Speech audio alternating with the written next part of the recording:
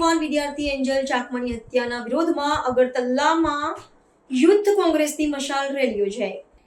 ત્રિપુરાના યુવાન વિદ્યાર્થી એન્જલ ચાકમાની ઉત્તરાખંડમાં દેહરાદૂનમાં થયેલી કલ્પની હત્યાના વિરોધમાં અગરતલામાં યુથ કોંગ્રેસ દ્વારા એક વિશાળ મશાલ રેલી કાઢવામાં આવી હતી।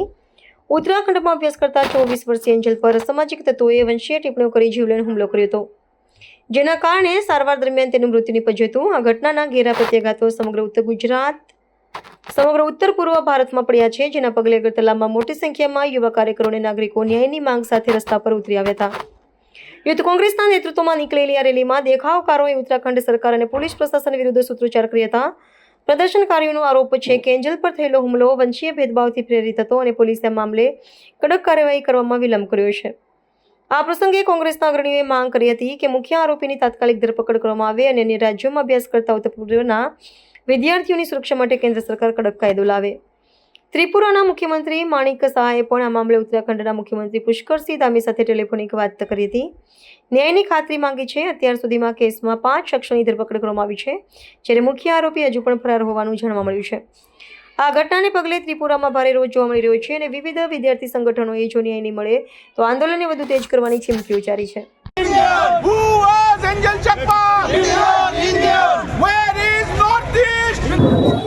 आज त्रिपुरा के अगरतला कैपिटल में north east youth Congress committee एकजुट होकर पूरा नॉर्थ ईस्ट से जितना यूथ कांग्रेस है यहाँ अगरतला में इकट्ठा हुआ है। इकट्ठा होने का कारण हमारा एक भाई त्रिपुरा के रिसेंटली हाल ही में देहरादून में उसको एक रेशियल डिस्क्रिमिनेशन करके रेशियली उसको अटैक किया है। उनको जानबूझ के नॉर्थ ईस्ट से बिलोंग करता है ये जान करके उसको हमला किया है। उनका हमला करने का कारण से हमारा भाई का मृत्यु हुआ है।